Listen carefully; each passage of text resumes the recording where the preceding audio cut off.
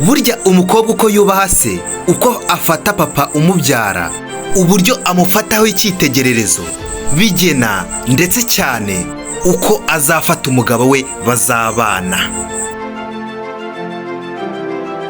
Uyu munsi tugiye kuganira, ngiye kubabwira ibintu 7 abakobwa benshi batazi ariko abasore baha agaciro cyane cyane muri cya gihe muhuye umusore arimo areba ko umukobwa yazamubera umugore.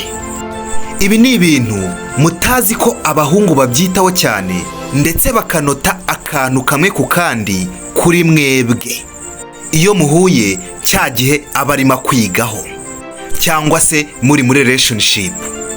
Ndagira ngo bakobwa mutere agatebe mwigire hino, kuko hari igihe ugihura n'umuntu ukabona murishimanye ibintu bimeze neza, ariko nyuma y'igihe gitoya umubano wanyu ukabona arawuhagaritse, ukibaza uti ese ko ndi mwiza, ko nakoze ibishoboka byose, ko uyu mubano nari nawushyizeho umutima, keya zose ko nazitanze, byose akaba ari ntacyo ntakoze, bigenze bite? Basore namwe mwigire hino mutera agatebe, kuko hari umubare mukeya muri mwebwe batajya babibona cyangwa se ngo babyiteho. Iyi video nuyikurikira neza iraza kurangira, ndabizi neza ko mwese iza kugira amasomo ibasigira. Ndagerageza ibishoboka byose nyigire ngufi, wowe tega amatwi guhera ku cyambere kugeza ku cyanyuma, ntihagire na kimwe kigucika. Niba kandi utarakora subscribe, yikore nawe ubone karibu mu muryango mugari hano kuri channel Ibanga Entertainment. Twagiye. Burya mukobwa niyo waba uri mwiza gute, umusore ashobora kukwirengagiza atiriwe atekereza kabiri, kubera icyambere areba ukuntu uganira n'abandi. Ubwo nuko mbivuze mu mvugo yiyubashye, ariko ubundi nta musore utajya witegereza ngo abanze amenye neza umukobwa bakundana agira amagambo bingana iki. Ese iyo yahuye na bagenzi be, uburyo aganira n'abandi bakobwa bagenzi be, mbese ni kwa kundi ubona hari abakobwa bamwe na bamwe baba bari mu tuntu utamenya, utuntu tw'amagambo, utuntu two kuvugavuga, ndetse ugasanga basebya na bagenzi babo bose, ukabona babashyize muri rusange ngo abakobwa ngo igitsina gore bagira amagambo. Nubwo bwose ibyo ngibyo ngewe ntago mbyemera, ni bamwe na bamwe baba basebya bagenzi babo. Nge hari abakobwa benshi nzi n'abadamu benshi bari seriyeze rwose cyane. Ntago rero abakobwa cyangwa abadamu bose muri rusange bagira amagambo, oya, cyangwa se bavuga menshi, oya. Burya rero umusore mukundana cyangwa se umugabo wawe, iyo amenye neza yuko uri muri abo bantu bagira amagambo, abifata nk'aho ukiri umwana mu mutwe, uba ufite urundi rugendo, uba ufite andi masomo yo kwiga, agufata nk'umunegativiste, cyangwa se ba bantu nyine uba ubona birebera ibibi gusa, birebera amakosa y'abandi gusa, ndetse akagufata nk'aho uri umuntu utari umwizerwa. Ibyo rero nawe bitekerezeho, uri umukobwa mwiza ariko ufite ako kageso kameze gutyo, icyo gihe ibintu byose biba byapfuye. Ikintu cya kabiri, abasore bareba imbaraga ukoresha kuri social media. Buriya nubona umuntu mukundana agufollowinga Instagram, TikTok no ku zindi social media, ku ma platform agiye atandukanye, cyangwa se WhatsApp, akajya areba ibyo postinga, ama comment ugenda ukora, aba followers ufite n'ibindi, hari igihe ushobora gutekereza ngo biba birangiriye aho ngaho. Oya, buriya hari utuntu twinshi aba arimo areba.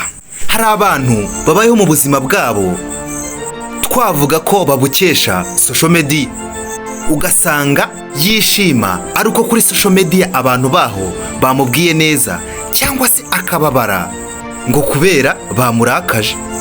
Mbese ukabona ibyishimo bye cyangwa umubabaro we bigenwa n'abantu bo kuri social media. Urumva iba imwemfuriwansa ku rwego rukomeye. Ni wa muntu uba ukeneye kwemerwa na bariya bantu atanazi ngo nuko gusa ari aba followers cyangwa se bahurira kuri social media.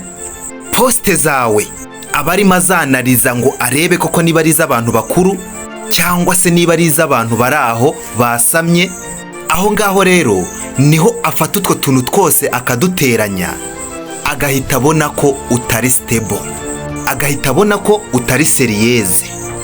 Kandi koko uzarebe wa muntu ufata ubuzima bwe bwose, ibyo byose akabishyira ku mbuga nkoranyambaga, ukabona amarangamutima ye yose ari kuri social media, kandi wenda atari nako kazakora ngo tuvuge ngo ziramuhemba cyangwa tuvuge ngo abikuramo amafaranga. Ibyo bintu nubitekereza neza uzabona koko yuko harimo ikibazo. Icya gatatu ni inshuti zigukikije na environment uherereyemo. Burya inshuti zawe nizo zigena imyitwarire yawe, nizo ziranga imyitwarire yawe. Ndetse mujya mwumva banabivuga ngo mbwira abo mugendana nkubwire uwo uriwe. Aha rero nta kuntu atazagushidikanyaho mu gihe abona abo mugendana ari ba bakobwa b'imico mibi, bamwe barara mu tubari, bamwe usanga bafite indangagaciro zidahesha abari b'u Rwanda icyubahiro. Burya wowe uko waba umeze kose, imyitwarire myiza iyo ari yose waba ufite, mu gihe agusanze muri icyo kigare azagushidikanyaho. Physical appearance waba ufite iyo ari yo yose. Icya kane, azareba ukuntu witwara mu gihe utengushywe. Iyi systeme rero mwa bakobwa mwe, abahungu bajya bakunda kuyikoresha. Narabibabwiye mu kiganiro nakoze hano kuri iyi channel, mu kirebe kiriho cyerekana ibintu bigaragaza ko couple yanyu izaramba, muzubaka urugo rugakomera. Aka kantu abahungu bajya bakunda kugakoresha, ugasanga anabikoza bishaka kugira ngo arebe ese mu gihe hazaba hari nk'ikintu wenda yagutengushyeho cyangwa se mutarimo mwumvikanaho, umwanzuro wawe uzaba uwuhe, reaction yawe izaba iyihe? Ese uzahitamo ko mwicara mukabiganiraho cyangwa se uzahita umukatira ibyanyu bihite birangirira aho ngaho? Aha rero niho umusore ahita abonera ko uri mature, ko wihutira gushaka ibisubizo kurusha gushaka gusenya.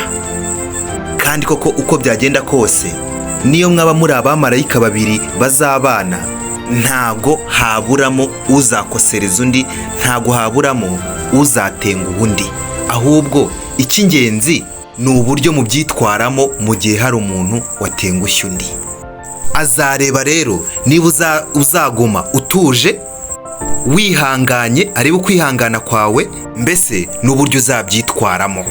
Umusore kandi icya gatanu, azareba makeup ukoresha.